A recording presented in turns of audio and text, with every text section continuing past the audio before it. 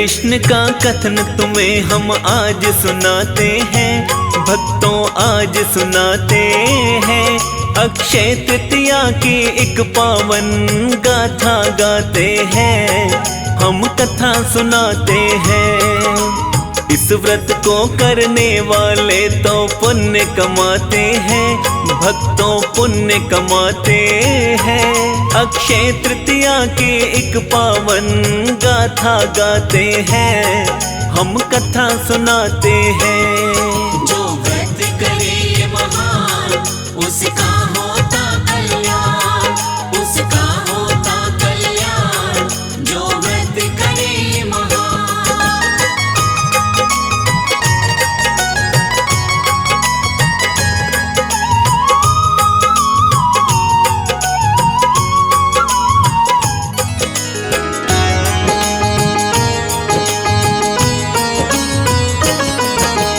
इस दिन त्रेता युग शुरू हो शास्त्रों के अनुसार। भाग्यशाली प्राणी है जो व्रत करे एक बार। अक्षय तृतीया व्रत है देता सब तीर्थों का फल। भक्तों ऐसा फल मिलता जो रहता सदा अटल। अक्षय तृतीया के दिन तप जप पितृ तर्पण दान, वह सब अक्षय हो जाता है कहे कृष्ण भगवान। अक्षय होने से ही पड़ा है अक्षय तृतीया नाम। अक्षय तृतीया व्रत ना भूलो, भूलो काम तमाम। एक व्रत से सब तीर्थों के फल पा जाते हैं, भक्तों फल पा जाते हैं। अक्षय तृतीया की एक पावन गाथा गाते हैं, हम कथा सुनाते हैं। जो व्रत करे ये महान, उसका होता कल्याण, उसका होता कल्याण। जो व्रत करे ये महान।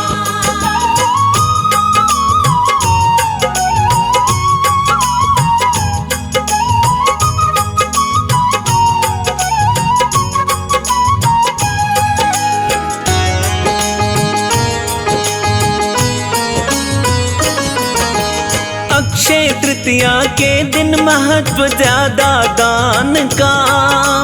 दान किए बिन भाग्य संवरे ना इंसान का।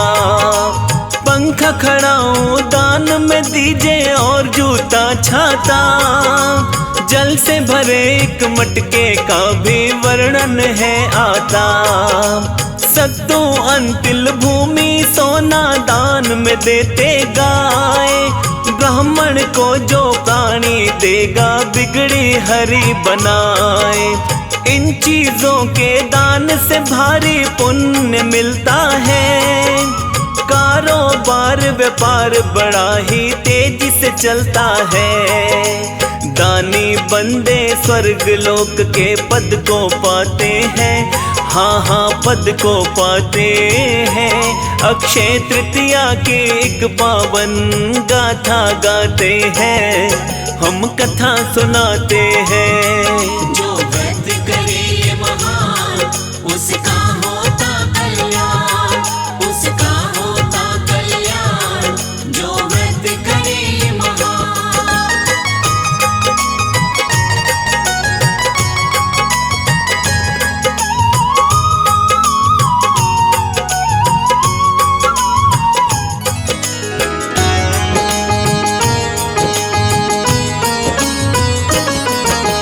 अक्षय तृतीया के दिन तत्पर रहता बुद्धिमान। पितरों को जल तिल से तर्पण करता है पिंडदान। पिंडदान का अक्षय फल है ऐसा है विश्वास। अच्छे कार्य करने से ही पूर्ण होती आस। इस दिन से ही शुभ कार्यों की होती है शुरुआत। सुख समृद्धि मिले सफलता बन जाती हर बात। इसी तिथि से शुरू है होते नए नए व्यवसाय। भूमि लेना देना भक्तों फायदा ही पहुँचाए। हवन विवाहवा उद्घाटन के काम कराते हैं, हाँ हाँ काम कराते हैं। अक्षय तृतीया की एक पावन गाथा गाते हैं, हम महिमा गाते हैं। जो व्रत करे ये महान, उसका होता कल्याण, उसका होता कल्याण। जो व्रत करे ये महान।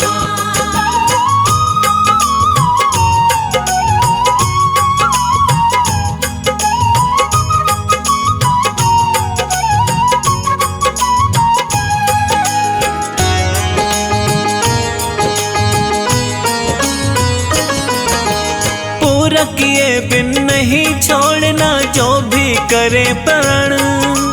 परशुराम का हुआ था भक्तों इस दिन अवतरण।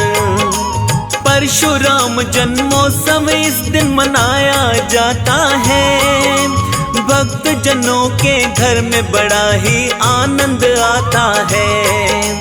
अक्षय तृतीया व्रत अगर सोमवार आए, फिर तो और भी ज्यादा ये फलदायक माना जाए। अक्षय तृतीया को ही खुलते बद्रीनाथ के द्वार, जिनके दर्शन करने से ही हो जाता उद्धार। बद्रीनाथ के दर्शन मोक्ष के द्वार खुलाते हैं, हाँ हाँ द्वार खुलाते हैं। अक्षय तृतीया की एक पावन गाथा गाते हैं, हम कथा सुनाते हैं। जो व्रत करे ये महान, उसका होता कल्याण, उसका होता कल्याण। जो व्रत करे ये महान।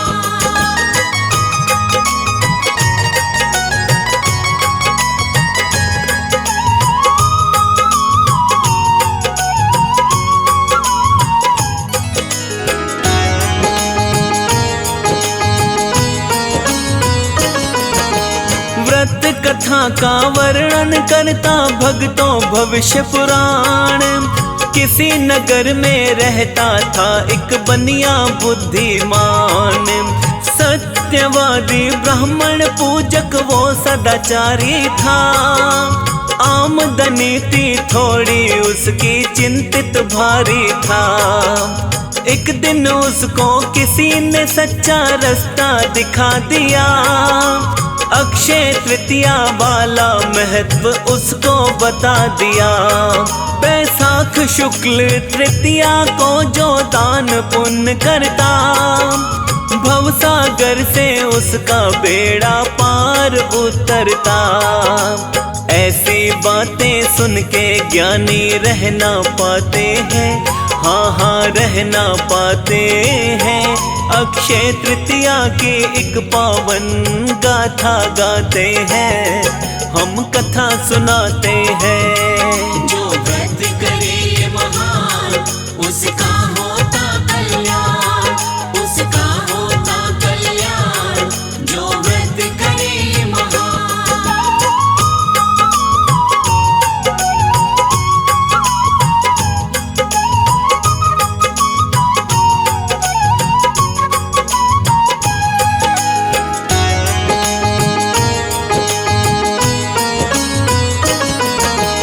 उस बनिए ने अक्षय तृतीया का महत्व था जाना।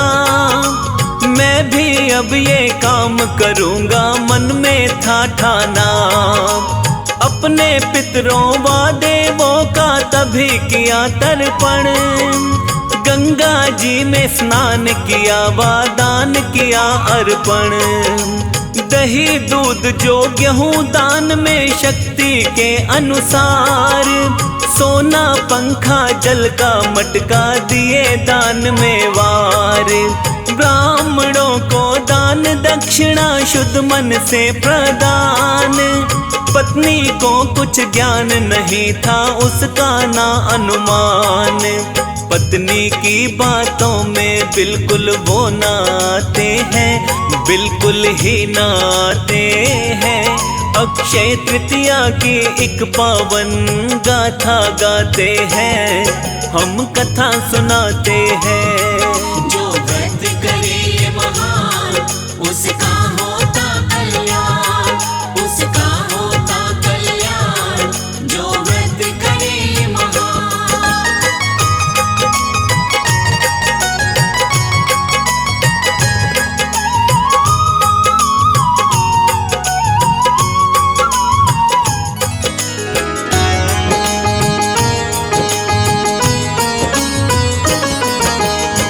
अच्छे कर्मों का अच्छा फल उसने पाया था। अगले जन्म में प्रभु ने उसको राजा बनाया था। धन दौलत से संपन्न था, भोग रहा था भोग।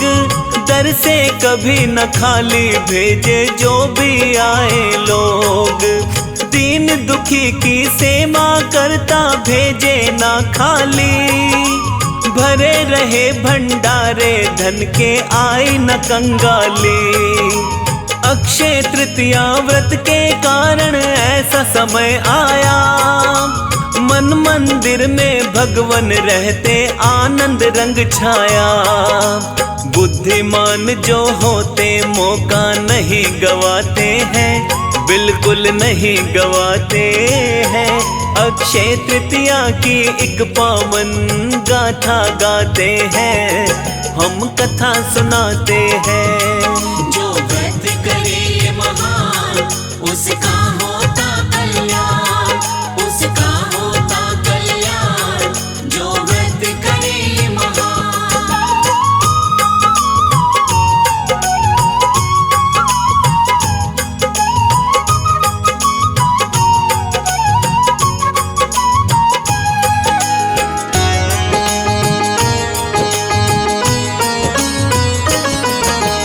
व्रत करे तो पूरा कीजे पूजन विधि विधान।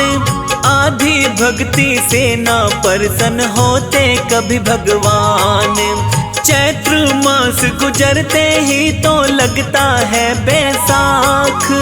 शुक्ल पक्ष की तृतीया को ये आता है उपवास। विष्णु लक्ष्मी कृष्ण जी का कीजिएगा पूजन। प्रातः काल ही नहा धो के जी करना है वंदन। श्री हरि को आप चढ़ाए भक्तों तुलसी दल। सच्ची भक्ति सर्व जगत में देती अक्षय फल।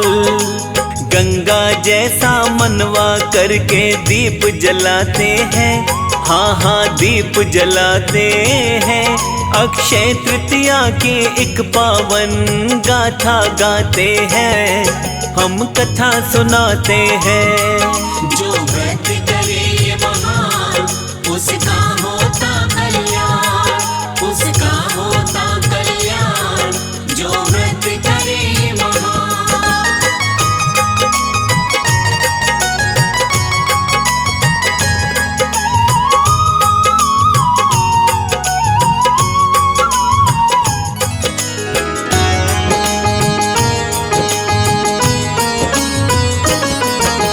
फूल व चावल अर्पित करके भक्ति करे कमाल। श्री हरि को भोग लगाए भीगे चने की दाल। मिश्री तुलसी दल का मिश्रण बाटे ये प्रसाद। आज नहीं तो कल पा जाए हरि का आशीर्वाद। सब धान्यों का राजा माना जाता भक्तों जो। गुड़ के संग में सत्तू दान दे इच्छा पूर्ण हो। एक तो भलाई साथ में जाती, दूजे जाता दान। भले पुरुष व दानी जन पे दया करे भगवान। यश कीर्ति पितृ शांति व्रत दिलाते हैं, हाँ जी व्रत दिलाते हैं।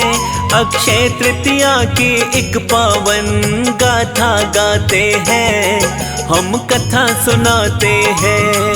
जो व्रत करे ये महान, उसका होता कल्याण, उसका होता कल्याण। जो व्रत करे ये महान।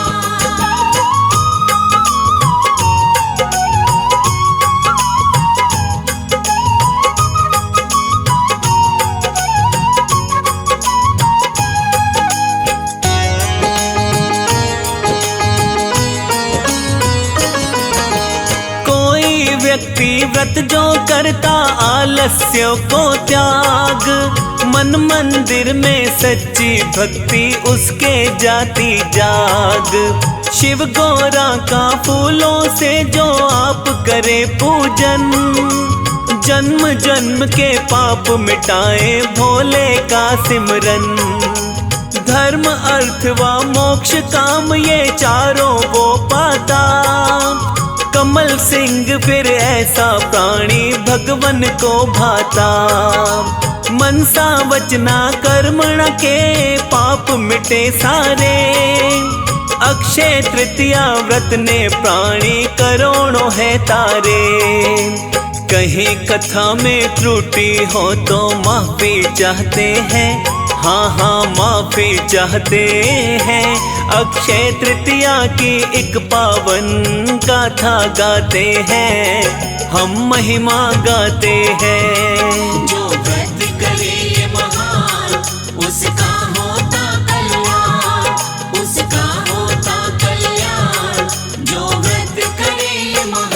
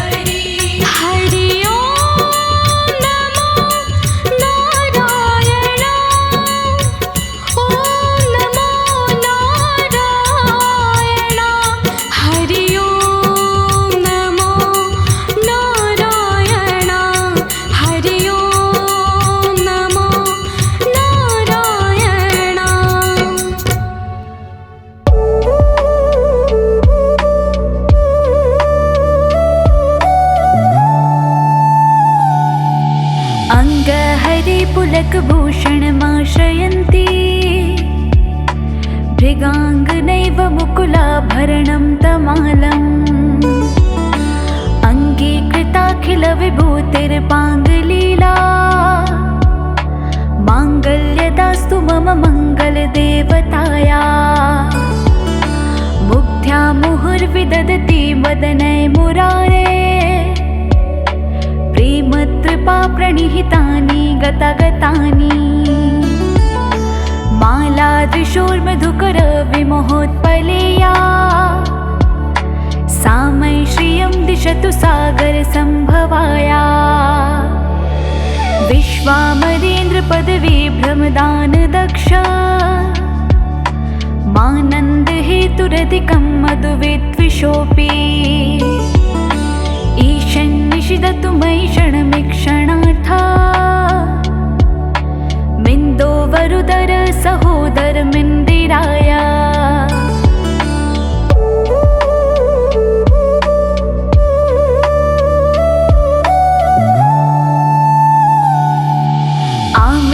आमिलिताक्षमधिगम्य मुदमुकुन्दा मानन्दकन्दमनिमेषं नङ्गतन्त्रम् आकेकस्थितकनीनिकपक्ष्मनेत्रम् भूत्य भुवन् मम भुजङ्गरायाङ्गनाया बाह्यन्तर्मधुजितश्रितकौस्तुभेया हारावलीव हरिनीलमयी विभाति कामप्रद भगवतोऽपि कटाक्षमाला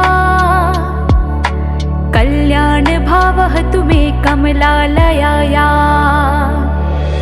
कालाम्बुदालिललितोरसिकैटभारेर् धाराधरी स्फुरति या तडिदङ्गनैव मातु समस्तजगतां महनीयमूर्ति भद्राणि मे दिशतु भार्गवनन्दनाया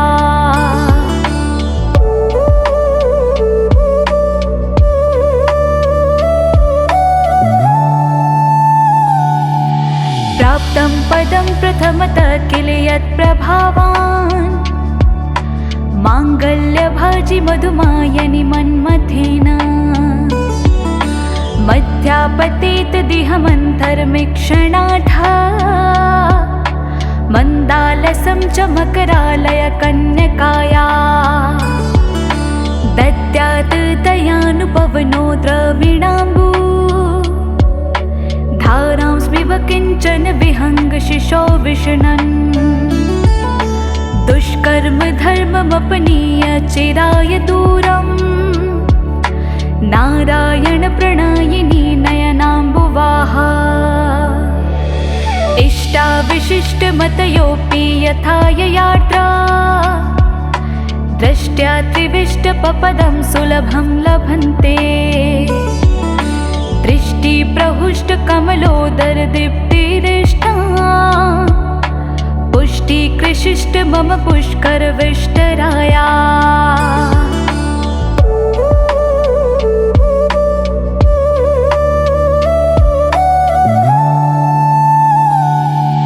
गिरिदेवतैति गरुडध्वजा भामिनीति शाकम्भरीति शशिशेखरवल्लभेति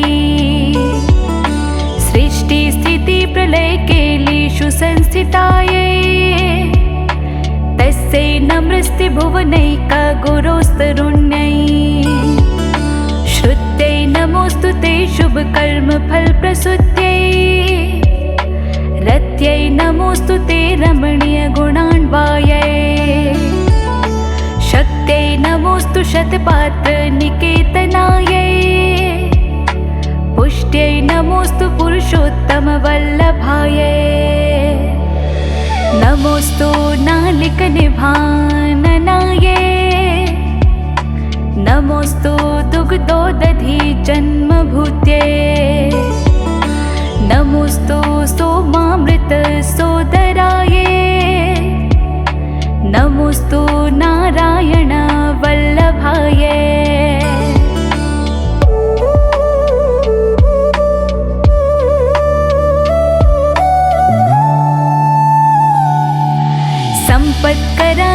सकलेन्द्रियनन्दानि साम्राज्यदानविभवानि सरोरुहाक्षी त्वद्वन्द्वनानि दुरिताहरणाद्यतानि मामेव मातरनिशं कल्यन्तु नान्यम् यत्कटाक्षसमुपासना विधि सेवकस्य कलार्थ सम्पदा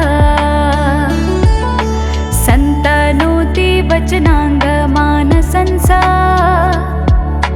त्वां मुरारी हृदयेश्वरीं भजे सरसि जनिलये सरोज हस्ते धवलामांशुकगन्धमाल्यशोभे भगवती हरिवल्लभे मनोज्ञे त्रिभुवनभूतिकरी प्रसीद मह्यम्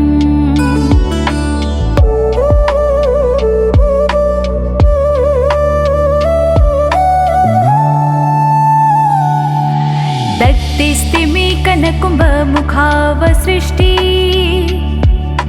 स्वर्वाहिनी विमलचरुजलप्लुताङ्गीम् प्रातर्नमामि जगतां जननीमशेषा लोकाधिनाथ गृहिणीममृताब्धिपुत्रीम् कमले कमलाक्ष वल्लभे त्वम् करुणापुरतरां गतैर्पडङ्गे अवलोकय मां किञ्चिनानाम् प्रथमं पात्रं कृत्रिमं दयाया स्तुवन्ति ये स्तुतिभिर्भूमिरन्वहम् त्रयीमयीं त्रिभुवनमातरं रमा गुणाधिका गुरुतरभाग्यभागिनो भवन्ति ते बुध भाविताया इति श्री कनकधारा स्तोत्रं सम्पूर्णम्।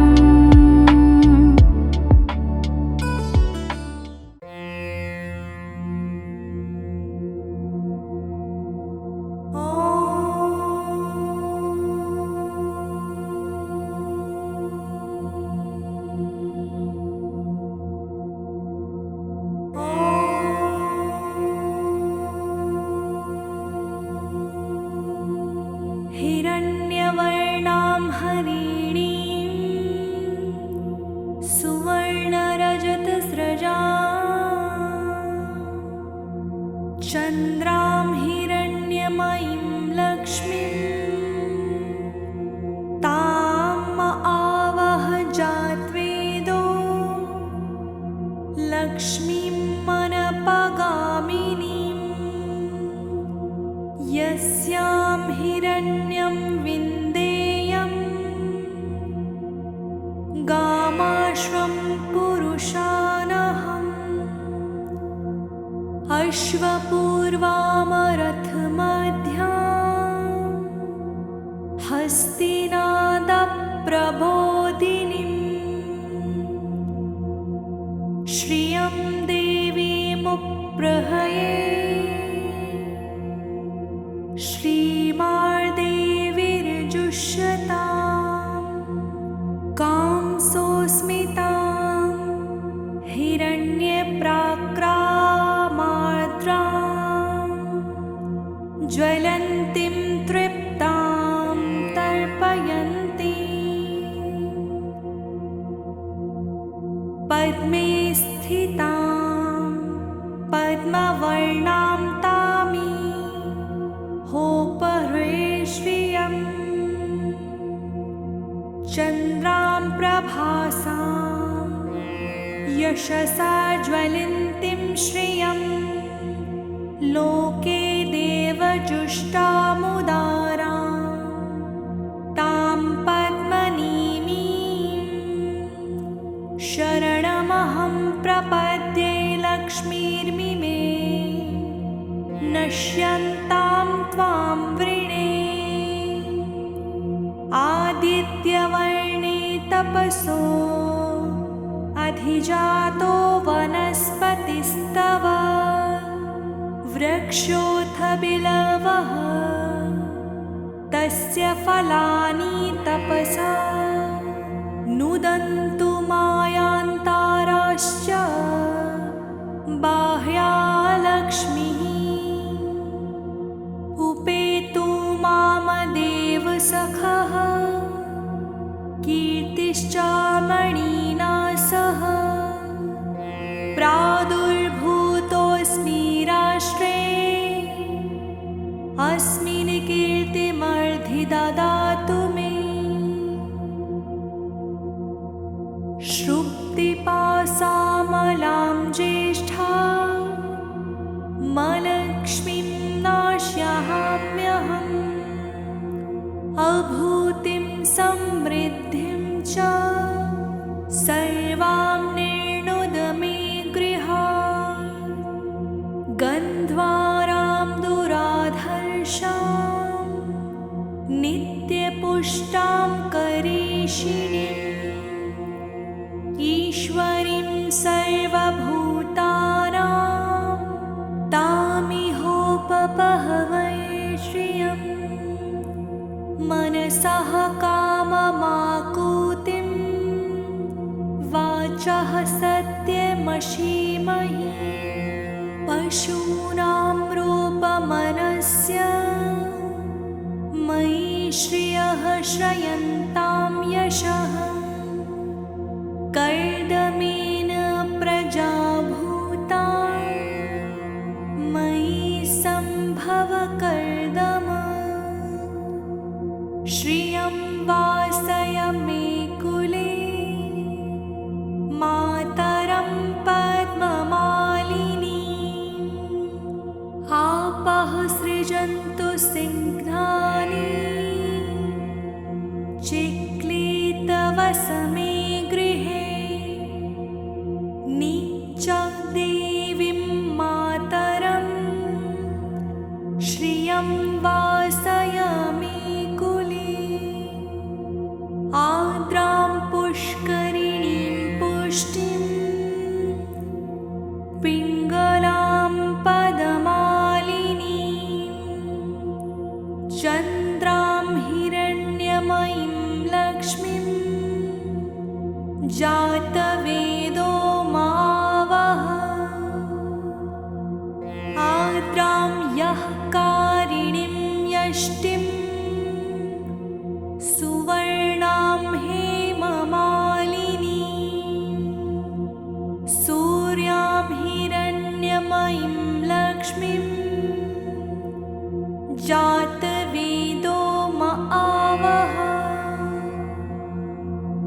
तां आवह जातवेदो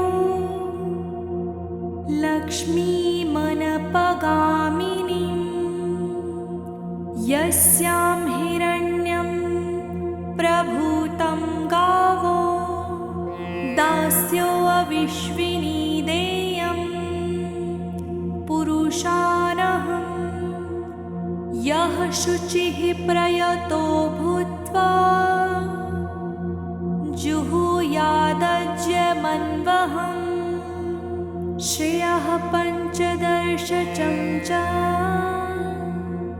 श्रीकामः सततं जपे पद्मानने पदं कुरु पद्माक्षी पद्मसंभवे त्वं मां भजस्व पद्माक्षी येन सौख्यलभाम्यहम् अश्वदायी गौदायी धनदायी महाधने धनं मिजुषतां देवी सर्वकामश्च देहि मे पुत्रपौत्रधनं धान्यं हसत्यश्रवादिग्वैरथम् प्रजानां भवसि माता आयुष्यमन्तं करोतु मां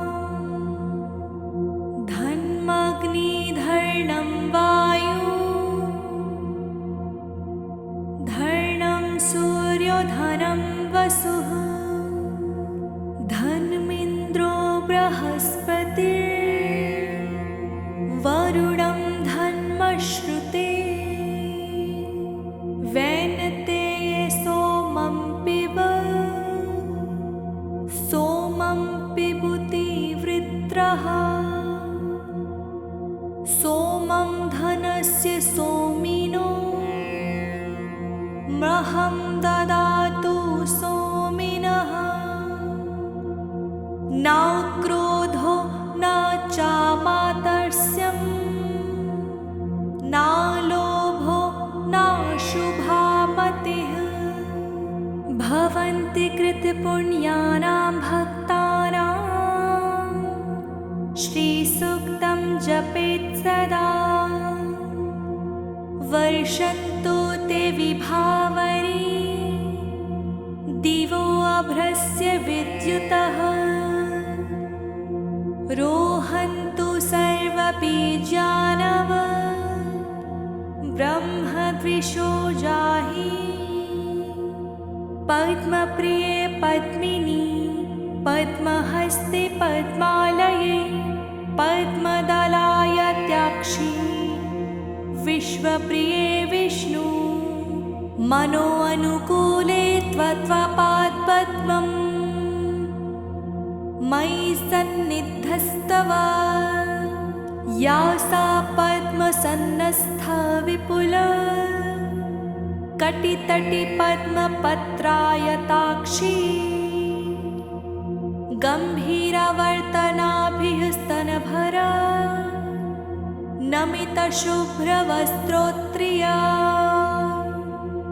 लक्ष्मीदेवे गजेन्द्रमणिगणा खचिते सन्नपिता हेमकुम्भिः नित्यं सा पद्महस्ता मम वस्तुगृहे सर्वमङ्गलयुक्तः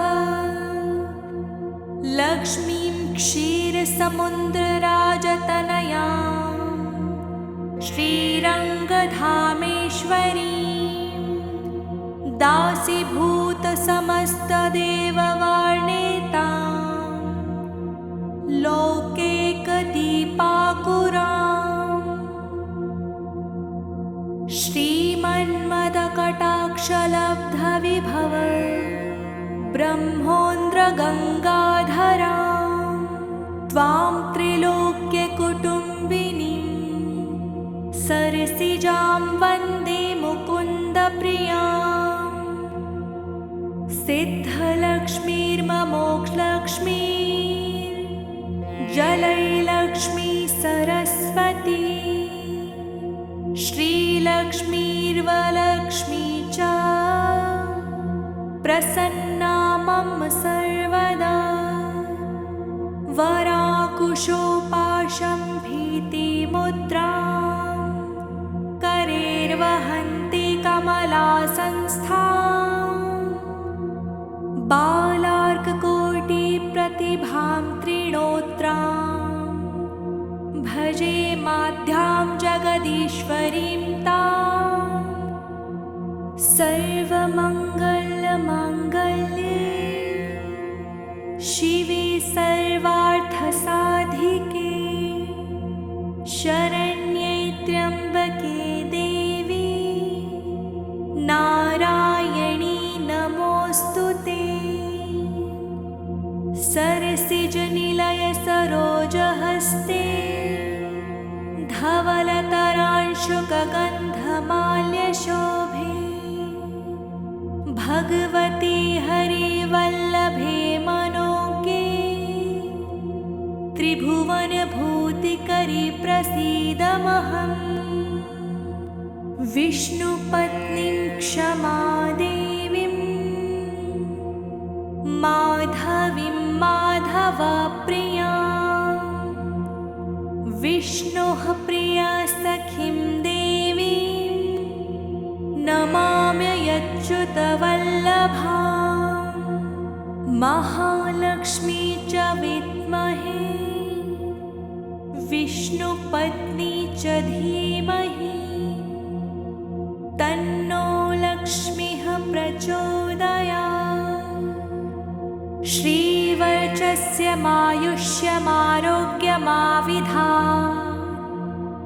पवमानं महीयते धनं धान्यं पशु बहुपुत्रलाभं शतसंवत्सरं दीर्घमायुः महालक्ष्मी च विद्महे विष्णुपत्नी च धीमहि तन्नो लक्ष्मीः प्रचोदयात् तन्नो लक्ष्मीः प्रचोदयात् तन्नो लक्ष्मीः प्रचोदयात्। ॐ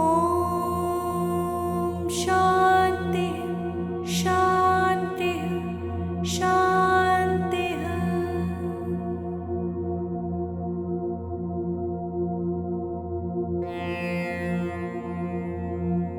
सर्वमङ्गलमाङ्गल्ये शिवे सर्वार्थसाधिके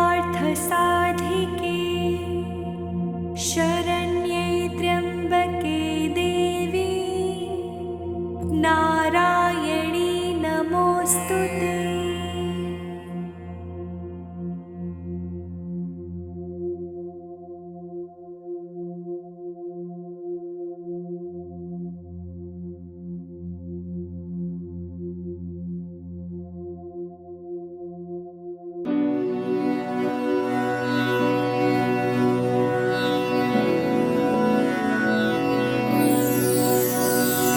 जगज्जालपालं चलत्कण्ठमालं शरच्चन्द्रभालं महादैत्यकालं नभोनीलकायं दुरावारमायं सुपद्मासहायं भजेऽहं भजेऽहं भजेऽहं भजेऽहं भजेऽहं भजेऽहं सदाम्भोदिवासं गलत्पुष्पहासं जगत्सन्निवासं शतादित्यभासं गदाचक्रशस्त्रं लसत्पेदवस्त्रं हसच्चारुवक्त्रं भजेऽहं भजेऽहं भजेऽहं भजेऽहं भजेऽहं भजेऽहं रमाकण्ठहारं श्रुतिव्रातसारं जलान्तर्विहारं धराभारहारं चिदानन्दरूपं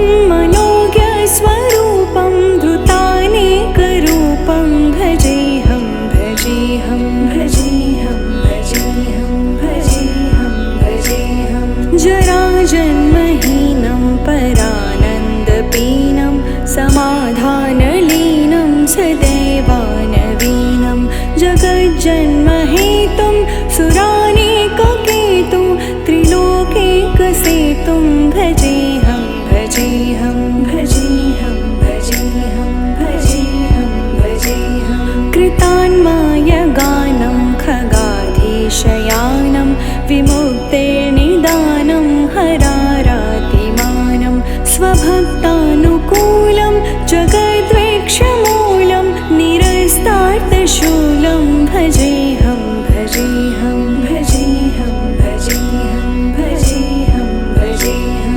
समस्तामरेशं द्विरेफाभकेशं जगद्विम्बलेशं हृदाकाशदेशं सदा दिव्यदेहं विमुक्ताखिलेहं सुविकण्ठगेहं भजेऽहं भजेऽहं भजेऽहं भजेऽहं भजेऽहं भजेऽहं सुरालीबलिष्ठं त्रिलोकीवरिष्ठं गुरूणां गरिष्ठं स्वरूपैकनिष्ठं सदा युद्धधीरं महावीरवीरं महाम्बोधितीरं भजेऽहं भजेऽहं भजेऽहं भजेऽहं भजेऽहं भजेऽहं रमावामभागं तलालकृणागं कृताधीनयागं गतारागरागं मुनीन्द्रेसुगीतं सुरेः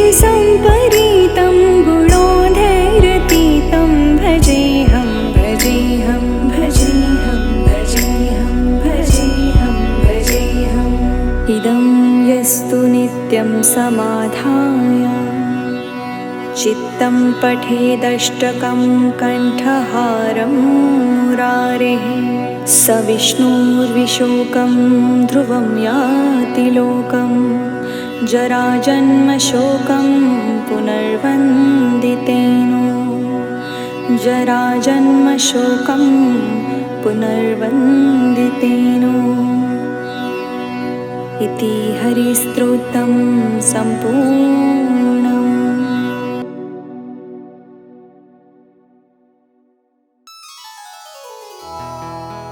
मातुलक्ष्मी करि कृपा करो हृदय में वास मनोकामना सिद्ध करी पूरवहु मेरी आस।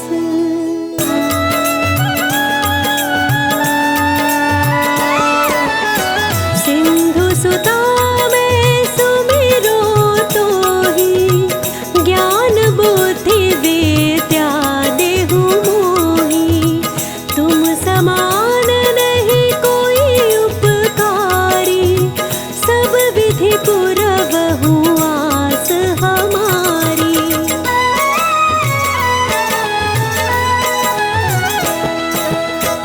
जय जय जय जननी जगदम्बा सबकी तुम ही हो अवलंबा तुम ही हो सब घट घट वासी विनती यही हमारी खासी। जग जननी जय सिंधु कुमारी दीनन की तुम हो हितकारी विनवो नित्य तुम ही महारानी कृपा करो जग जननी भवानी।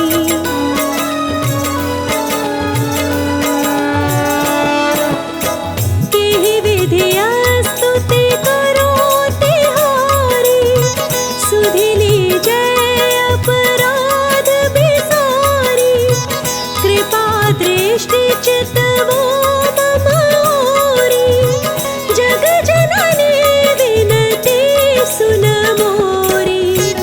ज्ञान बुद्धि सब सुख की दाता संकट हरो हमारी माता। क्षीर सिंधु जब विष्णु मथायो 14 रत्न सिंधु में पायो।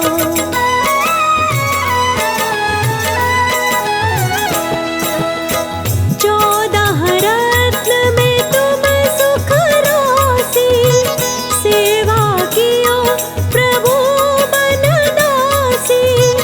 जो जो जन्म प्रभु जहाँ लीना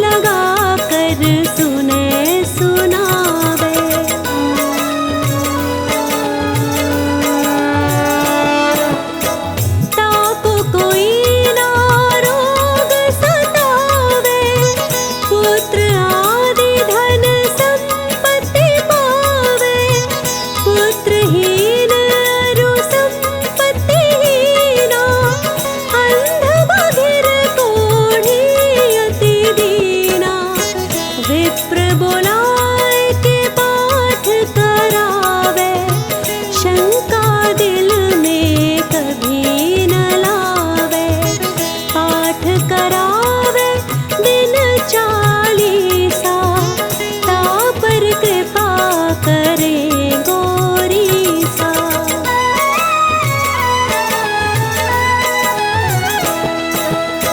सुख संपत्ति बहुत सो पावे, कभी नहीं काहू की आवे। 12 मास करे सी पूजा, तेहि समाधान और नहीं दूजा।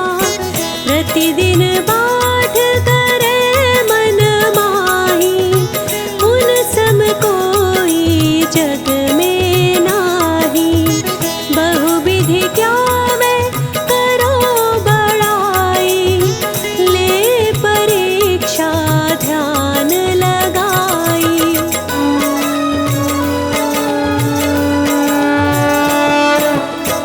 करि विश्वास करे व्रत नेमा, होय सिद्ध उपजे और प्रेमा। जय जय जय जय लक्ष्मी भवानी, सब में व्यापित हो गुण खानी। तुम्हरो तेज प्रबल जग माही, तुम समको दयालु नाही। मोहि अनाथ की सुध अब लीजे, संकट काटि भक्ति मोहि दीजे।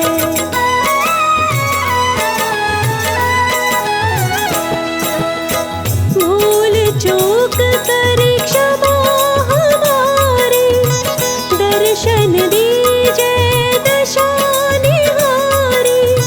की प्रकार मैं करो बड़ाई, ज्ञान बुद्धि मोहि नहीं अधिकाई। बिन दर्शन व्याकुल अधिकारी, तुम ही अछत दुख सहते भारी। नहीं मोहि ज्ञान बुद्धि है तन में, सब जानत हो अपने मन में।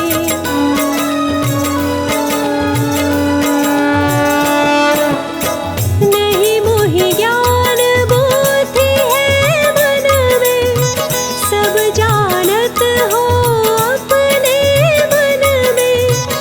रूप चतुर्भुज कर के धारण, कष्ट मोर अब करहु निवारण।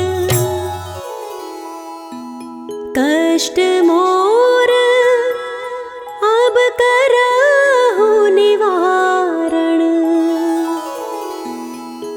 त्राहि त्राहि दुख हारिणी, हरो बेगी सब त्रास। जयति जयति जय लक्ष्मी, करो दुश्मन का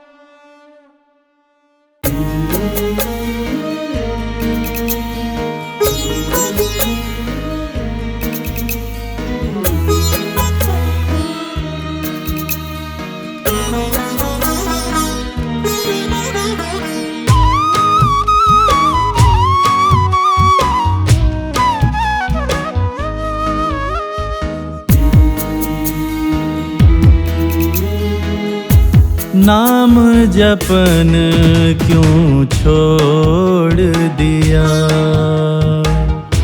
नाम जपन क्यों छोड़ दिया। काम न छोड़ा, क्रोध न छोड़ा, काम न छोड़ा, क्रोध न छोड़ा। सत्य वचन क्यों छोड़ दिया, नाम जपन क्यों छोड़ दिया। नाम जपन क्यों छोड़ दिया।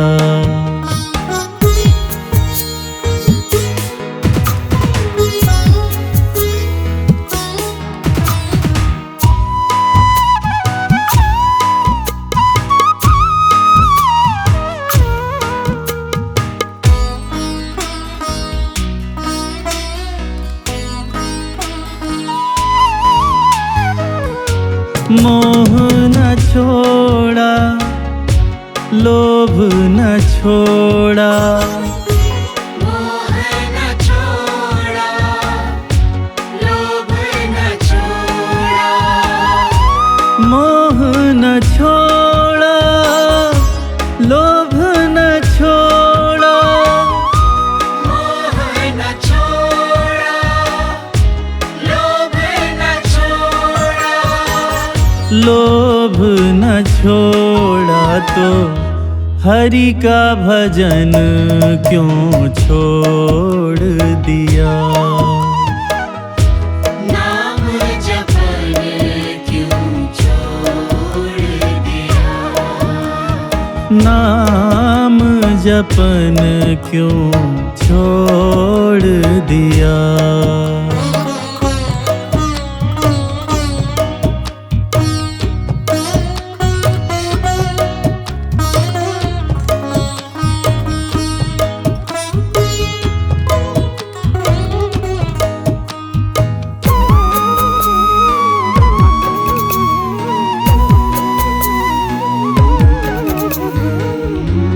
ईर्ष्या न छोड़ी, द्वेष न छोड़ा, ईर्ष्या न छोड़ी, द्वेष न छोड़ा।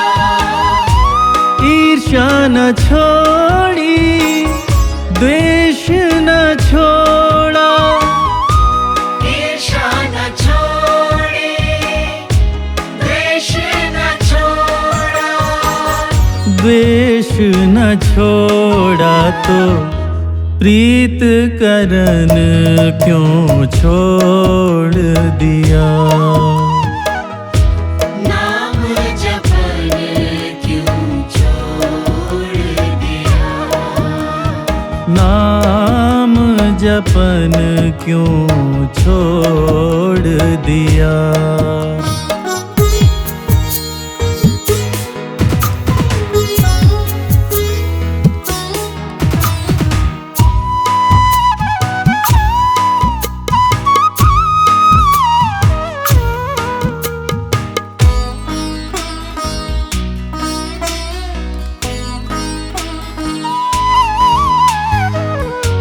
अहम न छोड़ा, वहम न छोड़ा, अहम न छोड़ा, वहम न छोड़ा। अहम न छोड़ा, वहम न छोड़ा, अहम न छोड़ा, वहम न छोड़ा। वहम न छोड़ा तो शुद्धाचरण क्यों छोड़ दिया। नाम जपन क्यों छोड़ दिया। नाम जपन क्यों छोड़ दिया।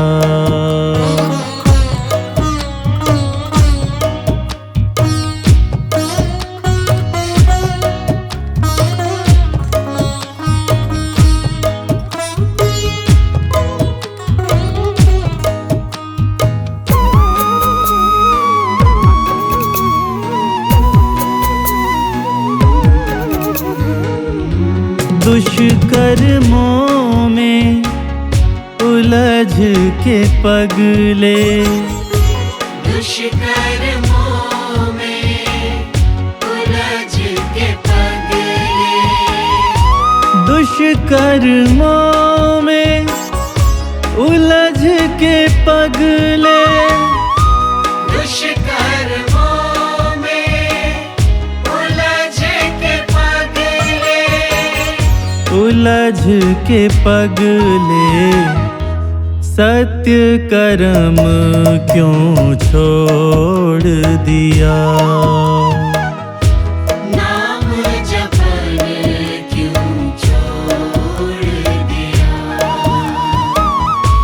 काम न छोड़ा, क्रोध न छोड़ा। काम न छोड़ा, क्रोध न छोड़ा।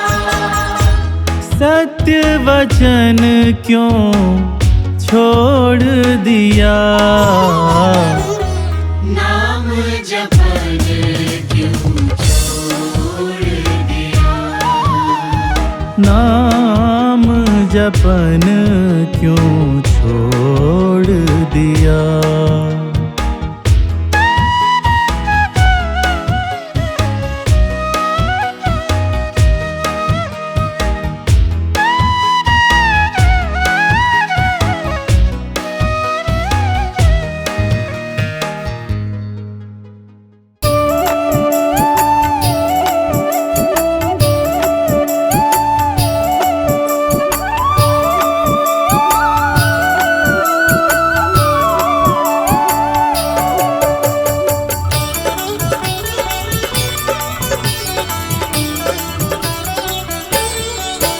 हरि सुंदर नंद मुकुंद हरि नारायण हरि ओम। हरि सुंदर नंद मुकुंद हरि नारायण हरि ओम। हरि केशव हरि गोविंद हरि नारायण हरि ओम। हरि केशव हरि गोविंद हरि नारायण हरि ओम। हरि सुंदर नंद मुकुंद हरि नारायण हरि ओम। हरि सुंदर नंद मुकुंद हरि नारायण हरि ओम। हरि केशव हरि गोविंद हरि नारायण हरि ओम। हरि केशव हरि गोविंद हरि नारायण हरि ओम। हरि सुंदर नंद मुकुंद हरि नारायण हरि ओम। हरि सुंदर नंद मुकुंद हरि नारायण हरि ओम।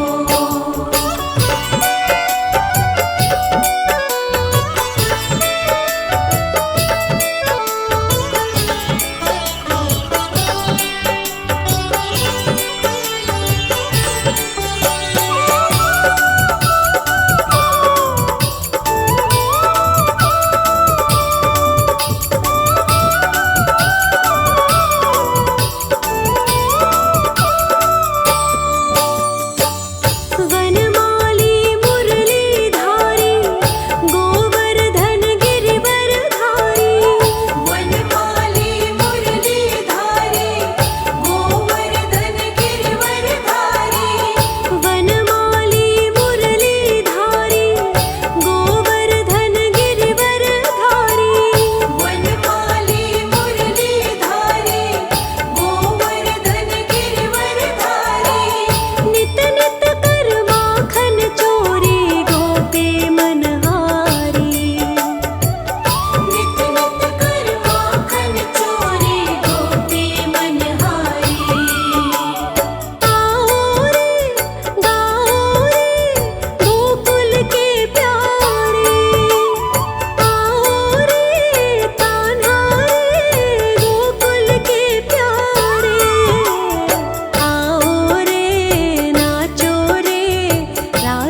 रचाओ रे।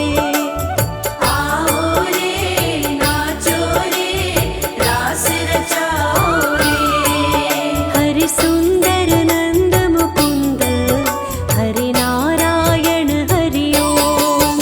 हरि सुंदर नंद मुकुंद हरि नारायण हरि ओम। हरि केशव हरि गोविंद हरि नारायण हरि ओम। हरि केशव हरि गोविंद हरि नारायण हरि ओम।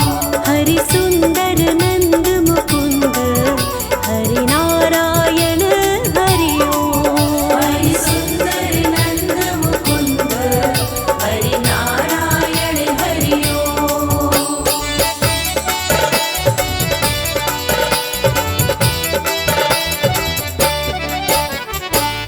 हे मोर मुकुट गिरधारी कान्हा पीतांबर धारी। हे मोर मुकुट गिरधारी कान्हा पीतांबर धारी। हे मोर मुकुट गिरधारी कान्हा पीतांबर धारी। हे मोर मुकुट गिरधारी कान्हा पीतांबर धारी। गोपियों संग रास रचाए मोहन मुरली धारी। गोपियों संग रास रचाए मोहन मुरली धारी। आओ रे मोहन गिरधारी। आओ रे कान्हा रे हे कृष्ण मुरारी। आओ रे नाचो रे रास रचाओ